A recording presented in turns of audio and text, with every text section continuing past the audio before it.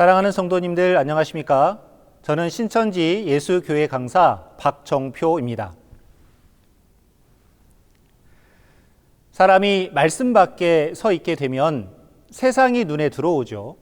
그런데 말씀 안으로 들어오게 되면 비로소 보이는 게 하나님과 천국인 것 같습니다. 우리 모든 성도님들께서는 지난 한 주간도 하나님과 천국을 바라보며 살아오신 것을 믿습니다. 오늘도 주시는 말씀 통해 은혜 많이 받으시고 하나님과 천국과 더욱더 가까워지는 귀한 시간 되셨으면 좋겠습니다. 오늘 제가 준비한 말씀은 하나님께 구한 두 가지 소원이라는 주제가 되겠습니다. 본문의 말씀은 잠언 30장 7절에서 9절입니다. 함께 읽겠습니다. 내가 두 가지 일을 주께 구하였사오니 나의 죽기 전에 주시옵소서. 곧 허탄과 거짓말을 내게서 멀리하옵시며 나로 가난하게도 마옵시고 부하게도 마옵시고 오직 필요한 양식으로 내게 먹이시옵소서. 혹 내가 배불러서 하나님을 모른다 여호와가 누구냐 할까 하오며 혹 내가 가난하여 도적질하고 내 하나님의 이름을 욕되게 할까 두려워함이니이다. 네, 잘 읽어주셨습니다. 여러분들은 이 글을 읽어가시면서 무슨 생각을 하셨습니까? 저는 첫 번째로 정말 아굴이라는 이 선지자가 대단한 신앙인이다 하는 생각이 들었습니다.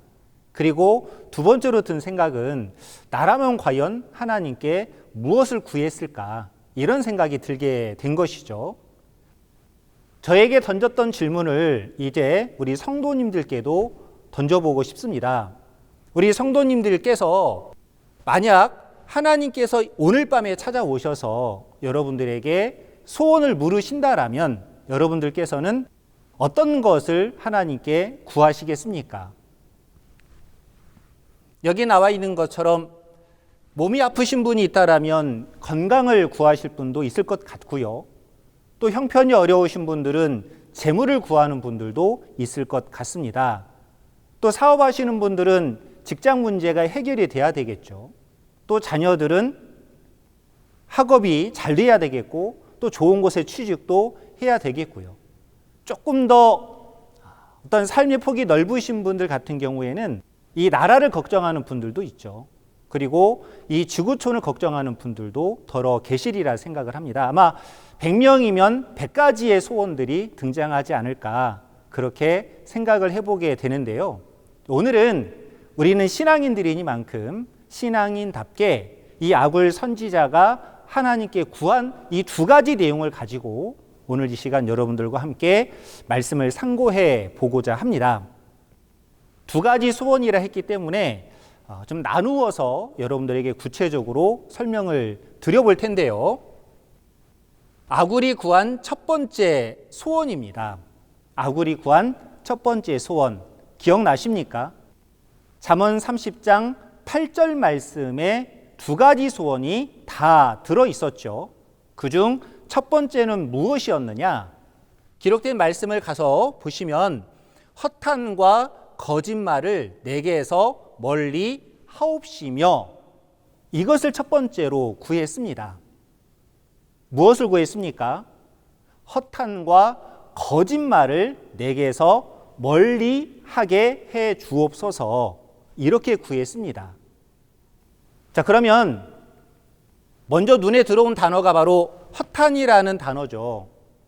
허탄이라는 단어의 사전적인 의미를 잠깐 설명드리고 싶습니다. 허탄이라는 말의 사전적인 의미는 보시는 바와 같이 거짓되고 미덥지 않다. 또한 공허하다, 허무하다. 그리고 무가치하고 무의미하다. 그리고 전혀 유익이 안 되는 무익한 이러한 것들을 가리켜 허탄하다라고 표현을 합니다. 우리는 허탄이라는 표현보다 허무라는 표현을 쓸 때가 많죠. 삶을 오래 사신 분들일수록 이와 같은 것에 공감하시는 분들이 아마 많을 것 같습니다. 그러면 아굴이 말하고자 했던 이 허탄이라는 개념은 도대체 무엇이었을까? 신앙인이만큼 성경 안에서 우리는 그 답을 찾아볼 필요가 있겠죠. 먼저는 우리가 생각해야 될 것은, 그러면 허탄이라는 것은 무의미하다, 무가치하다, 무익하다라고 정의 내릴 수가 있으니까 우리가 생각해야 될 것은, 그럼 무엇이 가장 가치 있는 것인가? 그 가치 있는 것을 정확히 우리가 알지 못하고 이걸 우리가 얻지 못한다라면 결과적으로는 허탄한 삶을 살았다, 이렇게 결론 내릴 수밖에 없게 되는 것이죠. 그래서 하나님께서는 무엇을 가장 가치 있다라고 말씀하셨는지 그것부터 찾아가 보는 것이 순서가 아닐까 합니다. 자, 그래서 하나님께서 가장 가치 있다고 하신 것이 무엇인지 이것에 대하여 예수님께서 답을 내려주셨습니다. 마태복음 16장 26절의 말씀을 함께 읽어보겠습니다. 사람이 만일 온 천하를 얻고도 제 목숨을 잃으면 무엇이 유익하리요? 사람이 무엇을 주고 제 목숨을 바꾸겠느냐? 네, 너무 잘 읽어주셨습니다. 예수님께서 온 천하를 얻고도 제 목숨을 잃어버리면 무엇이 유익하리요라고 말씀을 하시게 되죠. 그러니 온 천하보다도 정말 귀하고 가치 있고 유익한 것이 바로 무엇이냐? 이 목숨, 곧 생명이라는 의미가 되는 것입니다. 생명이 가장 중하죠.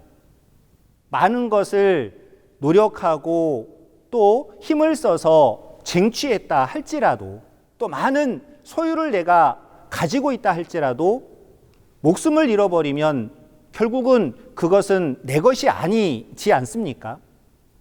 남의 것이 될 수밖에 없는 것입니다.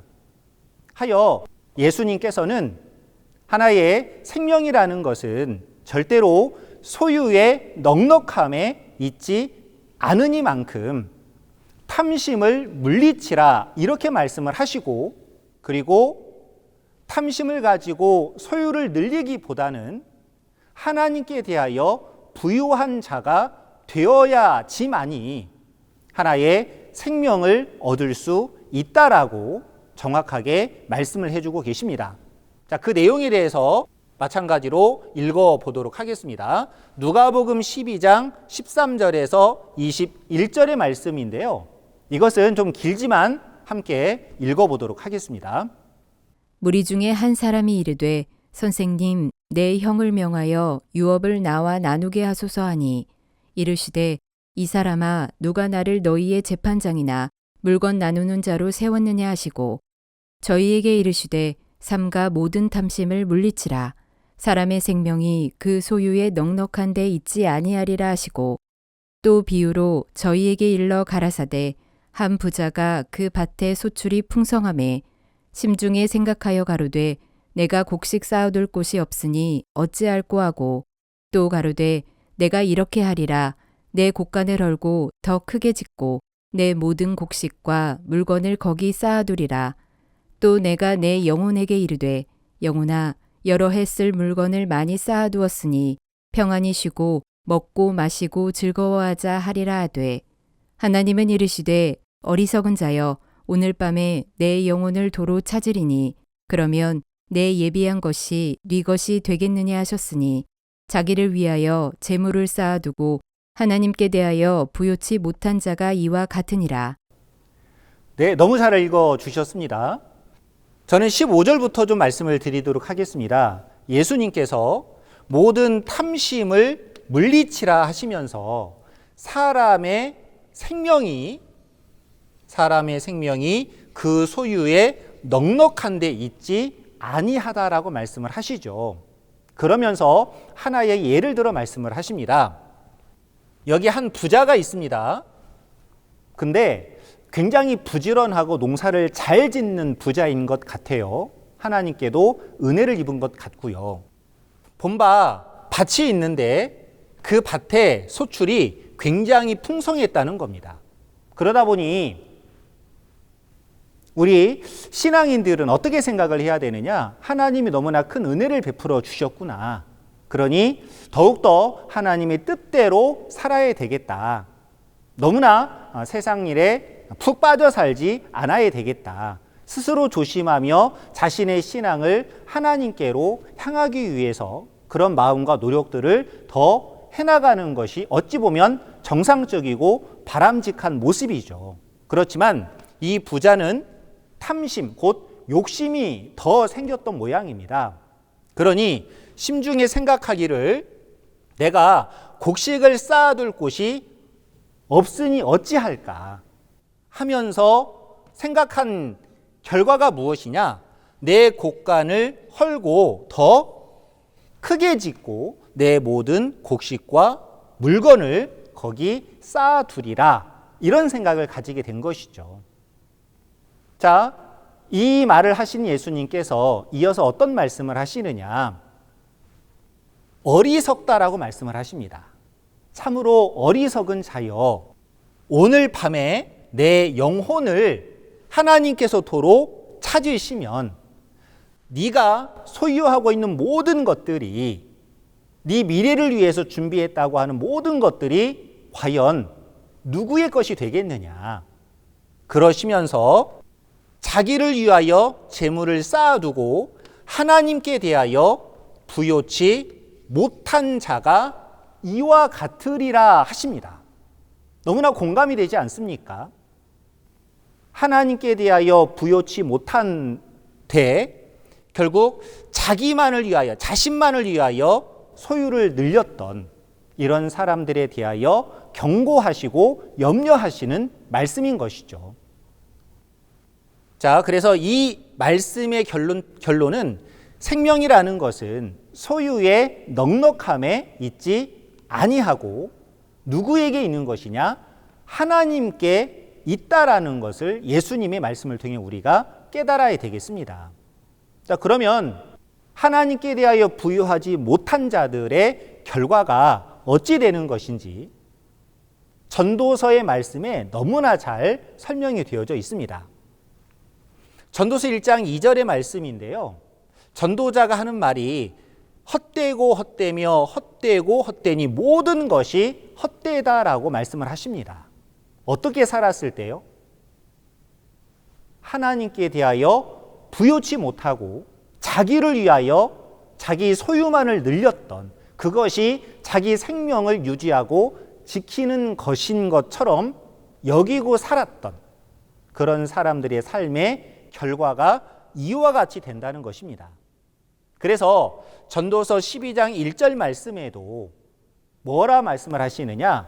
청년의 때, 다시 말하면 조금이라도 젊었을 때,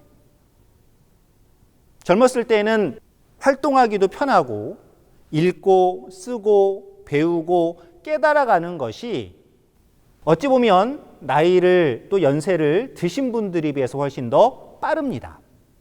그러니 조금이라도 젊었을 때에 반드시 누구를 기억해야 된다라고 말씀을 하시느냐? 너의 창조자를 기억해야 된다. 이렇게 전도서 12장의 말씀을 통해서 헛된 인생이 되지 않도록, 허탄한 삶이 되지 않는 방법, 길을 우리에게 보여주고 있었던 것입니다. 그러면 또 이런 생각이 들죠. 창조자를 기억해라. 창조주 하나님에 대하여 더욱더 부요한 자가 되어야 한다. 그러면 어떻게 하나님을 우리가 알아가야 될 것이냐? 하나님에 대하여 어떻게 우리가 부요한 자가 될 수 있겠느냐? 또 이런 질문을 할 수밖에 없는 것이죠. 하나님은 우주선을 타고 저 우주로 나가야 만날 수 있습니까? 아니면 잠수함을 타고 저 깊은 바닷속으로 들어가야 만날 수 있습니까? 아니면 저 깊은 산중으로 들어가야 되나요? 그게 아니었죠. 하나님은 의외로 가까운 데 계셨습니다. 그 하나님이 어디에 계시겠습니까? 답을 드린다면 바로 이 안에 계십니다. 무엇입니까? 성경이죠. 이 성경 안에 누가 계시느냐? 창조주 하나님이 계신단 말입니다. 그리고 요한복음 1장 1절에서는 말씀이 하나님이라 했죠. 그러니 성경 안으로 들어가 이 말씀을 만나는 것이 누구를 만나는 것이냐? 하나님을 만나는 것입니다. 또 하나님께 대하여 부유해진다라는 것은 창세기부터 계시록의 말씀을 통해서 하나님의 뜻과 계획과 목적과 또 하나님을 통해 언제 어떻게 우리가 영원한 생명을 얻을 수 있는 것인지 이와 같은 것들을 깨달아가는 것이 하나님께 대하여 부유해져가는 삶이고 신앙이 된다는 것입니다.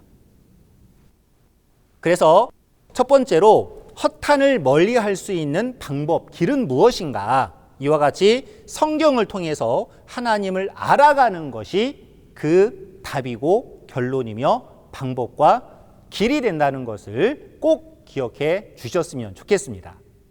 자, 이어서 거짓말에 관한 말씀을 드리도록 하겠습니다. 거짓말에 대해서도 먼저 사전적인 의미를 말씀을 드립니다. 사실이 아닌 것을 사실인 것처럼 꾸며대어 말을 하거나 또는 그런 말을 가리켜 거짓말이라 하죠. 거짓말도요, 살아가다 보면 악의적인 거짓말도 있고요. 그리고 선의적인 거짓말도 있습니다. 좀 거짓말에 색을 입혀본다라면 악의적인 거짓말은 새빨간 거짓말이죠. 선의적인 거짓말은 새하얀 거짓말이라 할 수가 있겠습니다. 절대 악의적인 거짓말은 해서는 안 되는 것이죠. 그리고 선의적인 거짓말 또한 굉장히 신중해야만 합니다. 그런데 사람이 살아가면서 거짓말을 아예 안 하고 살 수는 없지 않습니까? 그러면 거짓말을 멀리하게 해달라 했던 이 간구와 소원에 미치지 못하는 사람이 될 텐데 어떻게 해야 될 것인가? 그래도 다행인 것은 성경에 들어가서 본 바 사람이 살아가면서 부득불 어쩔 수 없이 선의적으로 할 수밖에 없는 거짓말도 있다라는 걸 하나님은 너무나 잘 아십니다. 그런 걸 가지고 하나님이 잘했다, 못했다 하지는 않는단 말이죠. 그러나 우리가 진짜 조심해야 될 거짓말은 따로 있습니다. 그게 무엇이냐? 지옥 가는 거짓말이 있다는 것이죠. 여러분들, 지옥 가는 거짓말이 무엇인지 아십니까?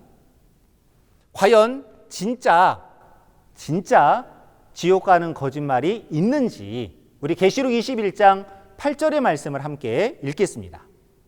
그러나 두려워하는 자들과 믿지 아니하는 자들과 흉악한 자들과 살인자들과 행음자들과 술객들과 우상숭배자들과 모든 거짓말하는 자들은 불과 유황으로 타는 못에 참여하리니 이것이 둘째 사망이라. 네, 잘 읽어주셨고요. 자, 내용에 가서 본 바 거짓말하는 자들은 어떻게 된다 합니까? 불과 유황으로 타는 못에 참여한다. 곧 불못에 들어간다는 것이죠. 누가 어디에 들어간다고요?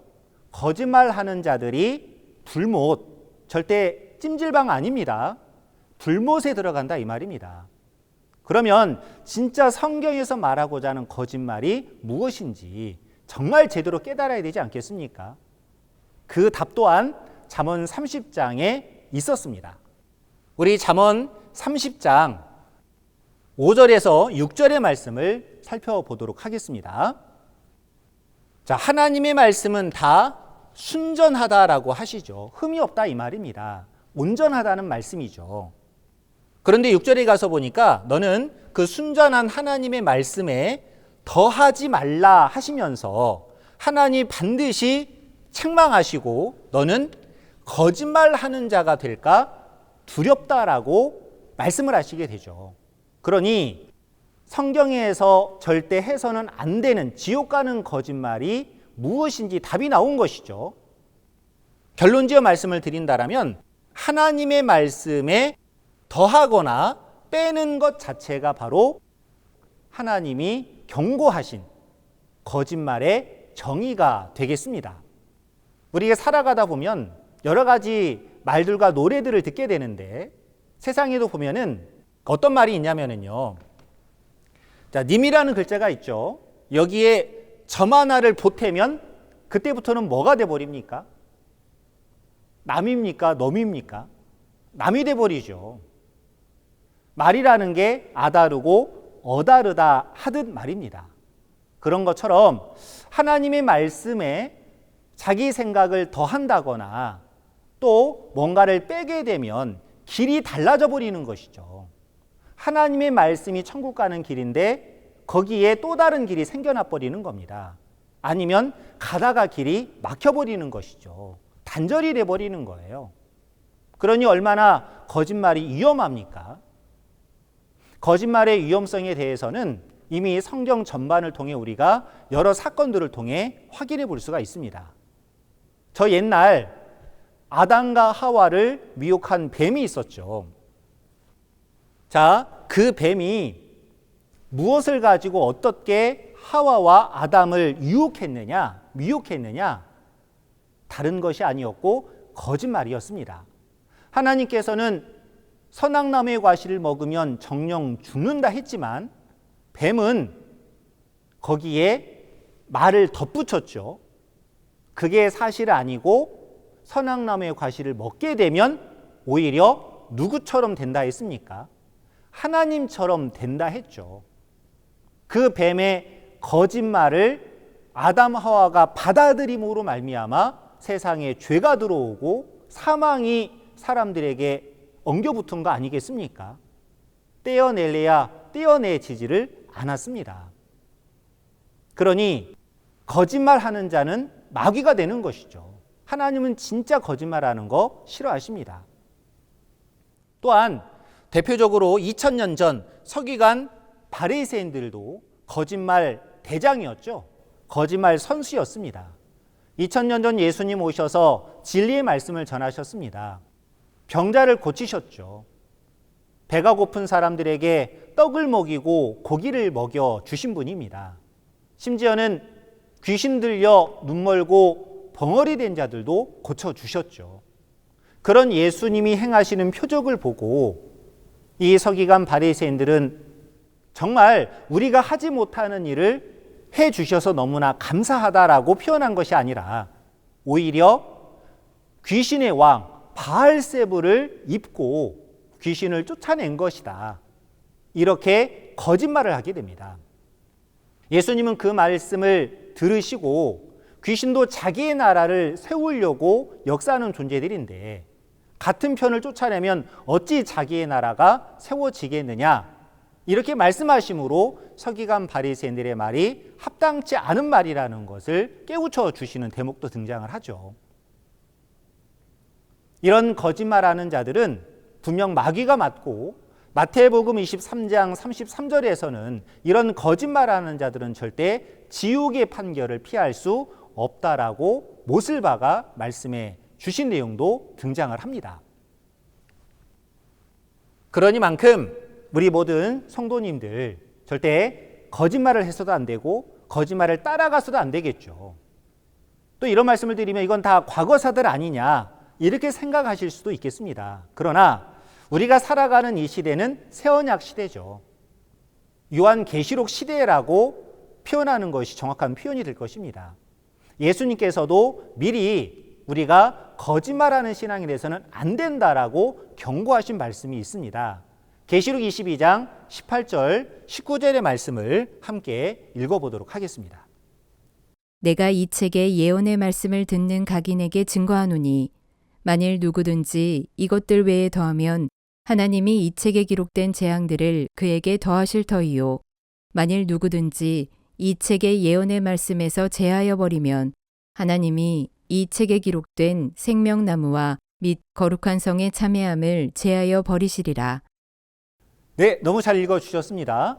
예수님께서 이 예언의 말씀을 듣는 각인에게 증거한다 하시면서 이것들 외에 더하면 기록된 모든 재앙들을 그에게 더하신다 경고하시고 또 이어서 이 예언의 말씀에서 이번에는 제하여 버리면 하나님께서도 생명나무가 있는 거룩한 성의 참여함을 제하여 버리실 것이다. 예수님이 하신 말씀이죠.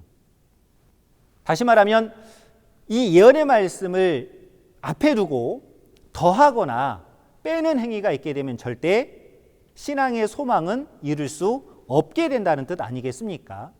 그 말인즉슨 지옥 가게 된다는 말과 연결되게 되죠. 그러니 우리가 신앙 안에서 거짓말하는 자가 되어서는 절대 안 될 것입니다. 그러려면 어떻게 해야 되겠느냐?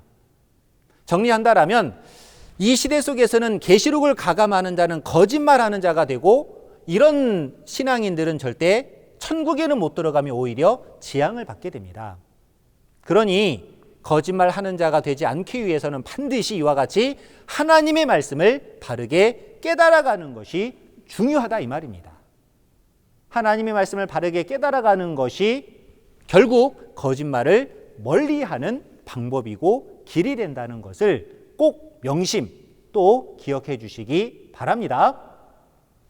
자, 이어서 아굴이 구한 두 번째 소원에 관한 말씀 드리도록 하겠습니다. 잠언 30장 8절인데 필요한 양식으로 내게 먹이시옵소서 이렇게 구하게 되죠. 왜 이렇게 구했느냐? 자, 너무 배가 부르면 하나님을 모른다 할까 싶고요. 또 너무나 가난해지게 되면 도적질해서 하나님의 이름을 더럽힐까, 욕되게 할까 염려됐기 때문이라 말합니다. 그래서 아굴은 어떻게 구했느냐? 필요한 양식으로만 내게 먹여 주시옵소서 이렇게 구했던 것이죠. 과연 그러면 아굴이 구했던 양식은 입으로 먹는 육의 양식만을 두고 말했을 것 같습니까? 성경을 통해 보면 양식은 두 가지가 있습니다. 입으로 먹는 육의 양식이 있고 귀로 들어먹는 영의 양식이 있죠. 육의 양식에 대해서는 우리가 이런 태도를 가져야 됩니다. 방금 읽어본 내용처럼 필요한 만큼만 달라 구해야 되는 것이죠. 너무나 풍요로워지면 세상적인 사람이 되기 쉽고요. 너무나 영적으로 갈급해 있어도 진리인지 아닌지 구분하지 못하고 보이는 것을 다 먹어버리니 진짜 하나님의 영광을 가리우는 자가 될 수도 있는 것 아니겠습니까? 자, 그래서 아굴이 구했던 것처럼 필요한 것으로 채워주시되 하나님께서 우리가 원하는 만큼 채워주실 때도 있고 또 하나님께서 채워주지 아니할 때도 있습니다. 그럴 때는 어떻게 해야 되느냐? 채워주든 채워주지 아니하시든 우리는 불변의 믿음, 불변의 신앙이 돼야 되겠죠. 그런 신앙을 대표적으로 하신 분이 바로 바울입니다. 빌립보 4장의 말씀인데요. 11절에 내가 궁핍함으로 말하는 것이 아니다. 어떠한 형편이든지 간에 내가 자족하기를 배웠다라고 말씀하시게 됩니다. 우리도 그랬으면 좋겠습니다. 형편에 따라 상황에 따라 좌우지되는 것이 아니라 항시 자족함을 배워나가는 그런 신앙이 됐으면 좋겠다는 것이죠. 자족이라는 말은 스스로 만족한다는 뜻입니다. 하나님이 이만큼 주시면 거기에 만족할 줄 알고 또 하나님이 적게 주시면 적은 것에 만족할 줄 아는, 그러나 항시 하나님이 함께 하시기만 하면 된다는 그런 믿음 안에 살아가는 그런 신앙이 정말 하나님이 원하는 신앙이고, 그리고 그런 마음에서 아굴 또한 필요한 것으로만 채워 달라 구하지 않았겠는지 생각해 보게 됩니다. 자, 그래서 어떤 형편이든 자족하는 마음으로 하나님 안에서 우리는 살아가야 되겠다는 것입니다. 이게 육의 양식을 대하는 태도가 돼야 된다는 것이죠. 자, 이어서 귀로 들어먹는 영의 양식에 대해서도 말씀을 드리도록 하겠습니다. 마태복음 4장 4절에 사람이 떡으로만 사는 것이 아니라 하나님의 입에서 나오는 모든 말씀으로 살아야 된다. 예수님께서 하신 너무나 유명한 말씀이죠. 떡은 육을 살리는 양식이지만 사람의 영혼은 떡을 많이 먹는다에 사는 게 아니요, 하나님 말씀을 양식으로 삼아야 살 수가 있기 때문입니다. 그 영혼을 살리는 생명의 양식을 2000년 전 누가 가지고 오셨습니까? 예수님께서 가지고 오셨죠. 요한복음 6장의 말씀인데요. 48절에서는 예수님께서 내가 곧 생명의 떡이라고 말씀을 하십니다. 그리고 51절에서는 나는 하늘로서 내려온 산 떡이다 하시면서 이 떡을 사람이 먹으면 영생한다라고 말씀을 하시죠. 세상에 어떤 육적인 음식을 먹는다 해서 사람이 영생할 수 있습니까? 오직 하나님의 말씀을 양식으로 삼는 자만이 영생의 소망을 이룰 수가 있습니다. 자, 그러면서 예수님이 이 땅에 오신 것은 세상에 생명을 주기 위해서 온 것이고 살기 위해서는 반드시 내 살을 먹어야 된다. 그리고 또 53절에서는 인자의 살을 먹지 아니하고 인자의 피를 마시지 아니하면 너희 속에 생명은 없다라고 말씀하시게 된 거죠. 생명이 없다라는 것은 결국 죽음에 이르게 된다는 뜻 아니겠습니까? 그러니 우리는 예수님이 하늘에서 내려온 산떡이며 예수님의 살과 피를 먹어야 우리가 구원받을 수 있다. 생명을 얻을 수 있다. 영생의 소망을 이룰 수 있다는 말을 먼저 깨달아야 되겠습니다. 그럼 우리로 하여금 살게 하는 양식이 무엇이냐? 예수님의 피와 살이었다는 것이죠. 그러면 진짜 예수님의 살과 피를 먹어야 된다는 소리냐? 그 의미가 아니었습니다. 예수님은 말씀이 육신이 되어 오신 분이었죠. 그러니 예수라는 분은 걸어다니는 말씀이셨습니다. 그러니 예수님의 살과 피도 무엇이겠습니까? 말씀인 것이죠. 자, 그래서 예수님은 산떡이며 그 예수님의 말씀 자체가 우리가 먹어야 될 영혼의 생명의 양식이 된다는 것이죠. 그런데 2000년 전 예수님께서 이 양식을 그렇게 사람들에게 먹여주려고 하셨지만 그들은 받아들이질 않았습니다. 예수님이 주시는 양식에는 관심이 없었죠. 결국 예수님은 십자가 지고 떠나가셨고 떠나가신 예수님이 다시 오신다 하시더니 다시 오실 때에는 빈손으로 오시는 게 아니었습니다. 뭘 가지고 오시는지 아십니까? 또다시 그 시대 사람들이 먹어야 할 필요한 양식을 가지고 오실 것을 새 언약해 주신 것이죠. 그래서 그 양식이 무엇이냐? 계시록 2장 17절인데요. 자, 이 말씀은 함께 읽어보겠습니다. 귀 있는 자는 성령이 교회들에게 하시는 말씀을 들을지어다. 이기는 그에게는 내가 감추었던 만나를 주고 또 흰 돌을 줄 터인데 그 돌 위에 새 이름을 기록한 것이 있나니 받는 자 밖에는 그 이름을 알 사람이 없느니라. 네, 잘 읽으셨습니다. 자, 핵심적인 내용만 보겠는데요. 여기 보시면 무엇을 주신다고 약속을 하셨습니까? 감추었던 만나를 주신다 약속을 하셨죠. 2000년 전에 예수님의 말씀이 만나였습니다. 그런데 다시 오실 때는 무엇을 주시느냐? 감추었던 만나를 주신다 약속하신 것이죠. 만나가 말씀이니만큼 감추었던 말씀을 때가 되면 이제 열어서 주신다는 약속 아니겠습니까? 말의 의미를 정확하게 우리가 이해를 해야 되겠죠. 실제 그러한지 그러하지 아니한지 계시록 안으로 들어와서 본 바 계시록 5장에는 하나님의 오른손에 책이 있는데 이와 같이 7인으로 봉해져 있었습니다. 그런데 이 책이 예수님을 거치면서 어떻게 되느냐? 펼쳐집니다. 그리고 예수님께서는 보시는 바와 같은 천사를 시켜 이 책을 이 세상에 내려보내게 되죠. 천사가 예수님을 대신하여 책을 가지고 올 때는 어떤 책을 가지고 오느냐? 봉해진 책이 아니었습니다. 기록된 내용과도 같이 펴놓인 작은 책을 가지고 오게 되는 것이죠. 그러니 이때부터는 어떤 말씀이 증거되겠습니까? 이제 봉한 책 안에 기록된 내용이 펼쳐졌으니 계시가 된 것이죠. 그러니 이때부터는 이와 같이 계시의 말씀이 하늘 양식으로 우리에게 주어지게 되는 것입니다.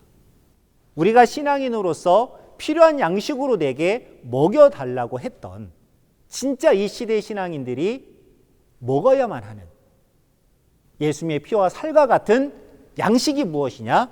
계시의 말씀이라는 것이죠. 이 계시의 말씀을 내려주실 때에 우리 모든 신앙인들은 어떠한 자세, 어떠한 태도로 이 양식을 먹어야만 하는 것이냐? 시편 1편 2절에 가서 본 바 하나님의 말씀을 듣고 배울 때는 즐거워해야 된다 하시면서 그 말씀을 주야로 묵상해야 된다라고 말씀을 해 주셨죠. 그래야 복이 있는 사람이 될 수 있다라고 해 주셨습니다. 마치 나무가 시절을 쫓아 과실을 맺어가는 것 같이 그 하는 모든 일들이 형통하게 된다 말씀해 주셨죠. 우리가 정말 부러워하고 또 바라는 그런 삶의 모습 아닙니까? 하나님께 복받는 사람 말입니다. 그러니만큼 이 시대에 우리가 필요한 양식을 구해왔고 그 필요한 양식을 때가 되므로 먹여주실 때에 그 계시의 말씀을 양식 삼아 신앙하는 것 자체가 필요한 양식으로 먹여달라는 간구의 응답이라는 것을 우리 성도님들 꼭 기억해 주시기를 바랍니다. 자, 이제 오늘 말씀 정리하도록 하겠습니다. 우리 모든 성도님들 오늘 주신 말씀처럼 우리의 삶 속에서 허탄과 거짓을 멀리하고 다시 말하면 하나님의 말씀에서 가감하는 진리가 아닌 비진리를 부디 멀리하시고 또한 필요한 영육의 양식을 구하며 살아가는 우리 모든 성도님들이 꼭 되셨으면 좋겠습니다. 신앙인들은 육의 양식보다 더 크게 가치 있게 여겨야 될 양식이 바로 영의 양식이죠. 이 영의 양식 반드시 우리가 구해야만 하는 필요한 양식이 바로 계시의 말씀이라는 것을 꼭 기억해 주셨으면 좋겠습니다. 오늘 말씀 이상으로 마치고 다 함께 기도드리겠습니다. 생명의 근본 되신 창조주 아버지 하나님, 이 땅 가운데에 독생성자 예수 그리스도를 보내어 주시고 예수님께서는 하나밖에 없는 생명을 죄 가운데 있는 저희를 구원하시기 위해서 기꺼이 내어주사 그 피로 말미암아 저희를 구속하여 주신 은혜에 진심으로 감사를 드리옵나이다. 거룩하신 아버지 하나님, 오늘은 잠언 30장의 말씀을 통하여 아굴이 하나님께 구했던 두 가지 소원이라는 주제를 가지고 저희들 말씀을 상고하였습니다. 저희들 또한 아굴과 같은 마음을 가지고 하나님께 간구하오니 저희들에게도 허탄과 거짓말을 멀게 하여 주시옵소서. 그리고 오직 필요한 영육의 양식으로 채워주시고 또 채워주시는 그 모든 양식들 감사함으로 받아 하나님의 영광만 나타내고 살아가는 하나님의 자녀들 다 되게만 하여 주시옵소서. 예수님의 이름으로 기도 올려드리옵나이다. 아멘.